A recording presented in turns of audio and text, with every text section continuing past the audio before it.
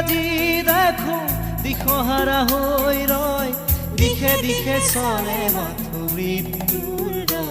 মৃত্যু এতিয়া